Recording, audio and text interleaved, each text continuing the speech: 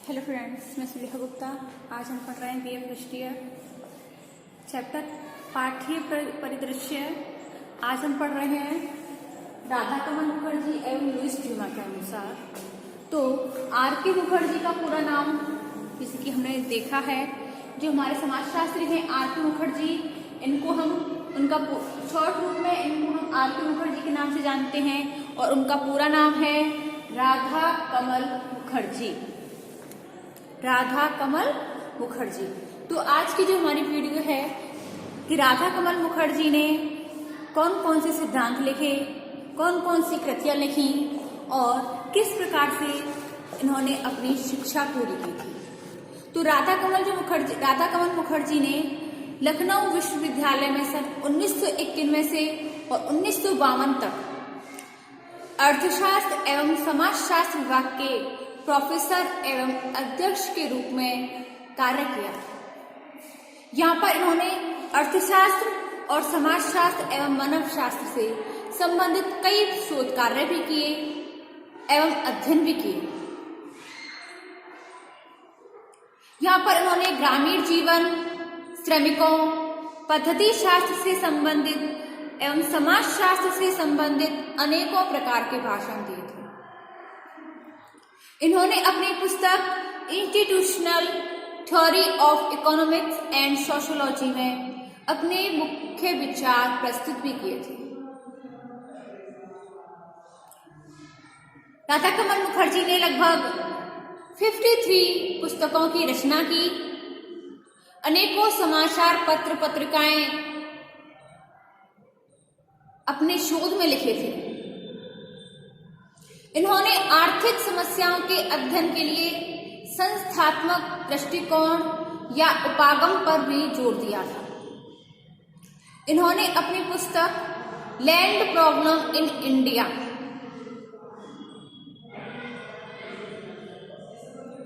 प्रतिपादित की थी।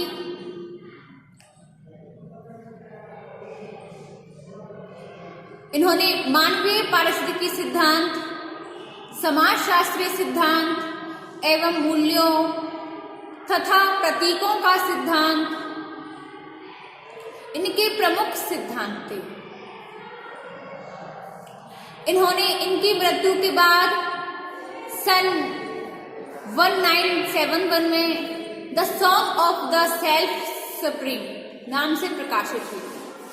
इनकी कुछ पुस्तक जैसे कि the foundation of India economy, social ecology, social structure of values,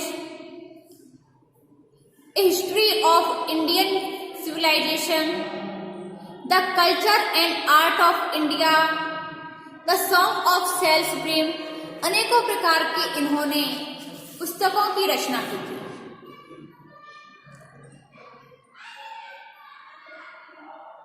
doctor Mukherjee ने एक सामान्य सिद्धांत का प्रतिपादन किया था।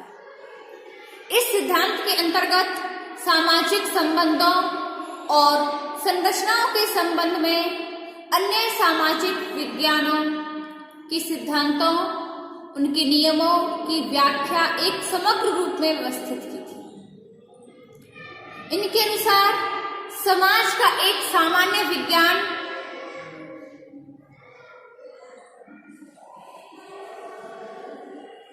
सामाजिक जीवन के अलग अलग पहलुओं से संबंधित था।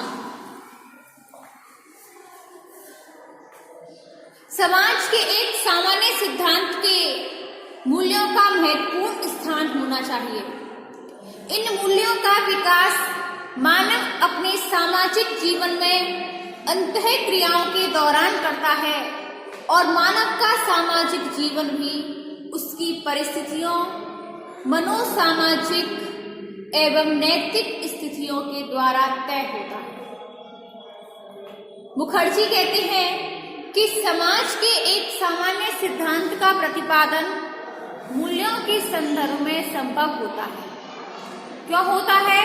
क्योंकि समाज मूल्यों का ही संगठन और संकलन है। क्योंकि समाज में ही मूल्य आसानी से मिल जाते हैं एवं संगठित रूप से देखने को मिलते हैं। डॉक्टर मुखर्जी के अनुसार, डॉक्टर मुखर्जी कहते हैं कि पारिस्थितिक विज्ञान की दृष्टि से समाज एक प्रदेश है। यानी कि पारिस्थितिकी की दृष्टि से देखते हैं तो हमको समाज एक प्रदेश दिखता है, राज्य दिखता है। और अर्थशास्त्र की दृष्टि से देखें तो समाज एक वर्ग है, और समाजशास्त्रीय दृष्टि से देखें तो समाज एक संस्था है। ऐसा आर.के. मुखर्जी कहते हैं। Doctor R K. मुखर्जी के अनुसार समाज एक मुक्त व्यवस्था है। समाज एक मुक्त व्यवस्था है। तो समाज को तुमने देखा होगा कि अनेकों वैज्ञानिकों ने बंद एवं खुली व्यवस्था के रूप में देखा है। कुछ समाजशास्त्री एवं मनोशास्त्री समाज को एक बंद वर्ग या बंद व्यवस्था का रूप देते हैं। उनके अनुसार व्यक्ति का व्यवहार समाज में क्रियाशील शक्तियों के द्वारा निर्देशित होता है। दूसरी ओर कुछ लोग ऐसे होते हैं जो समाज को खुली व्यवस्था मानते हैं। तो उनके अनुसार समाज के सदस्यों में भावनाओं, संवेगों, सीखी हुई प्रवृत्तियों में विलक्षणताएं होती हैं, जो कि मानव की संस्कृति एवं व्यक्तित्व प्रक्रिया को निरंतर नया जीवन प्रदान करती रहती है। मुखर्जी ने समाज एक मुक्त व्यवस्था के अंतर्गत 3 समूहों का वर्णन किया है: प्रदेश एवं जीवन निर्वाह की मुक्त पारिस्थितिक व्यवस्था, संस्था एवं परिस्थिति की मुक्त समाजशास्त्रीय व्यवस्था, समूह एवं मूल्य की मुक्त नैतिक व्यवस्था। तो सबसे पहले हम देखेंगे प्रदेश एवं जीवन निर्वाह की मुक्त पारिस्थितिकता।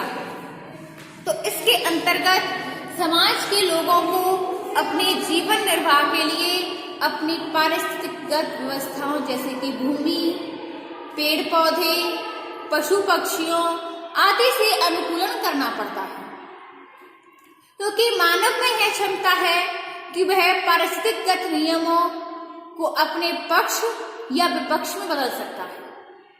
वह जीवन निर्वाह की कई नई परिस्थितियों को उत्पन्न कर सकता है और करता भी है। यही पारिस्थितिकगत मुक्त व्यवस्था कहलाती है। दूसरा आता है संस्था एवं परिस्थिति की मुक्त समाजशास्त्रीय व्यवस्था। तो इसके अंतर्गत समाज मुक्त व्यवस्था का दूसरा पक्ष है, क्योंकि समाज की संस्थाएं परिवार, मूल्य, विचार, संस्थाएं, संचार, नियंत्रण एवं परिस्थिति प्रतिमानों को नियंत्रित एवं नियमित करती है। यहाँ पर मानव अपनी आवश्यकताओं, उद्देश्यों, रुचियों, मूल्यों इनके अनुसार विभिन्न प्रकार की संस्थाओं एवं परिस्थिति योजनाओं को जन्म देता है, जिसमें पर्याप्त लचीलापन पाया जाता है। तीसरा आता है समूह और मूल्य की मुक्त नैतिक व्यवस्था। तो मुक्त व्यवस्था का तीसरा पक्ष समाज और मानव जीवन मिलकर जीवन परिवर्तित की अवस्थाओं को, नई नैतिकताओं को विकसित करने का प्रयत्न करते हैं। प्रत्येक समाज के अस्तित्व के लिए यह आवश्यक होता है कि उसकी जनसंख्या का भरण पोषण होता रहे, एक निश्चित संख्या में उसकी जनसंख्या जीवित रहे। यदि किसी समाज की मृत्यु दर अधिक है तो ऐसा समय आएगा कि वह समाप्त हो जाएगा। यदि समाज में उपलब्ध भरण पोषण के साधनों की तुलना में जनसंख्या अधिक होती है तो जनसंख्या को अनेक कठिनाइयों को सामना करना पड़ता है, क्योंकि प्रत्येक समाज के अस्तित्व को बनाए रखने के लिए यह आवश्यक होता है कि सामाजिक नियंत्रण की भी व्यवस्था बनाए रखें। सामाजिक नियंत्रण बनाए रखने के लिए संस्थाओं, कानूनों एवं नैतिक व्यवस्थाओं का उपयोग कर सकते हैं। समाज के अस्तित्व के लिए यह भी आवश्यक है कि वह जीवन के लिए उचित मूल्यों, सेवाओं और वस्तुओं का चयन करके उनका वितरण एवं उपभोग करें और उनका उचित जीवन स्तर बनाए रखें। समाज के अस्तित्व के लिए समाज के अभिजात वर्ग, सामान्य लोगों में सत्ता, स्वतंत्रता का उचित बंटवारा होना चाहिए और इसी प्रकार से उनमें आय, संपत्ति, अधिकार, सीमित वस्तुओं, मूल्यों का वितरण समाज की व्यवस्था बनाए रखती है। समाज में प्रत्येक के लिए शिक्षा, कानून, उचित मूल्य की व्यवस्था, स्वतंत्रता और समानता सभी को प्रदान की जानी चाहिए। अगला आता है हमारे समाजशास्त्री R.K. मुखर्जी के अनुसार उन्होंने मूल्यों का उद्भव एक सिद्धांत प्रतिपादित किया था। तो इनके अनुसार वे सभी मूल्य सामाजिक होते हैं और मूल्यों की उत्पत्ति एक सामाजिक संरचना विशेष के सदस्यों के बीच होने वाली अंतःक्रियाओं के फलस्वरूप धीरे धीरे होती है। मानव को अपने पारिस्थितिकी पर्यावरण में संतुलन बनाए रखने के लिए उसे जीवन निर्वाह और भरण पोषण संबंधी आवश्यकताओं की पूर्ति करने के लिए अनेकों प्रकार की समस्याओं का सामना करना पड़ता है। इसके लिए उसे काफी तरह के सामाजिक अनुभव प्राप्त होते हैं। आवश्यकताओं को जुटाने के लिए उसे अपने समूह और समाज के कई लोगों से संपर्क बनाए रखना होता है। सामूहिक परिस्थितियों और मूल्यों की उत्पत्ति में सहायक होते हैं। जब मानव सामाजिक जीवन में सक्रिय होता है तो उसके मन में आदर्शों एवं नैतिक तथ्यों के प्रति अधिक चेतना होती है। सामूहिक अंतःक्रिया के परिणाम स्वरूप जिन अनुभवों के आधार पर सामाजिक जीवन में अनेकों चीजों का विकास होता है, सभी मूल्य समान स्तर के तो होते नहीं हैं, परंतु उनमें भी एक सोपान या एक संसरण देखने को मिलता है। मूल्यों का यह स्तर सामाजिक संगठनों के स्तर पर निर्भर होता है।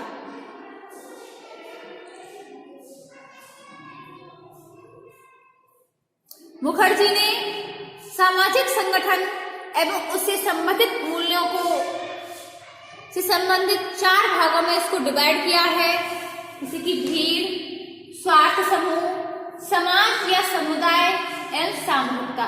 तो सबसे पहले हम देखेंगे भीड़। तो R.K. मुखर्जी के अनुसार भीड़ सामाजिक संगठन की प्रथम अवस्था है। भीड़ एक अस्थायी समूह होता है जो आदिम प्रकार के संबंधों एवं व्यवहारों को प्रकट करता है। यह आदिम प्रवृत्तियों एवं संवेगों से परिपूर्ण होता है। भीड़ में विवेक की अपेक्षा भावनाओं का साम्राज्य होता है। इसमें नैतिकता का अभाव होता है और अनुकरण की प्रवृत्ति अधिक होती है।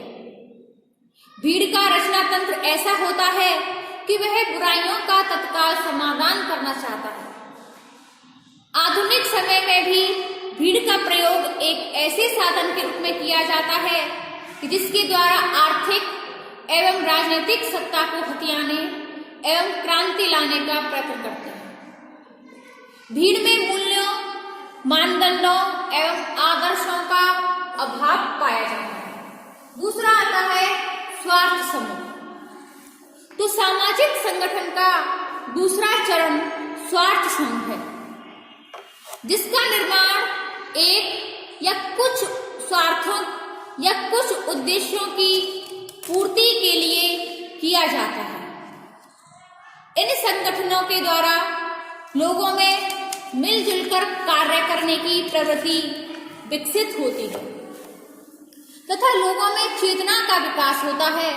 श्रमिक संघ, व्यापार संघ, राजनीतिक संघ, क्लब आदि स्वार्थ समूह के उदाहरण होते हैं। स्वार्थ समूहों का संबंध इस प्रकार के मूल्यों से होता है जिसके भागीदार सभी व्यक्ति नहीं हो सकते। दूसरा आता है समाज या समुदाय। तो समाज या समुदाय ऐसे संगठन हैं जो स्वार्थ समूहों की अपेक्षा अधिक विस्तृत, तार्किक या नैतिक आधारों को प्रस्तुत करते हैं। समाज में व्यक्ति अन्य सदस्यों के हितों को ध्यान में रखकर सहयोगी व्यवहार करता है। समाज या समुदाय में समानता और न्याय के मूल्य अधिक अभिव्यक्त होते हैं और उन्हें स्वीकार भी कर लिया जाता है। चौथा आता है सामूहिकता। तो सामूहिकता मानव समाज का सर्वोच्च संगठन होता है।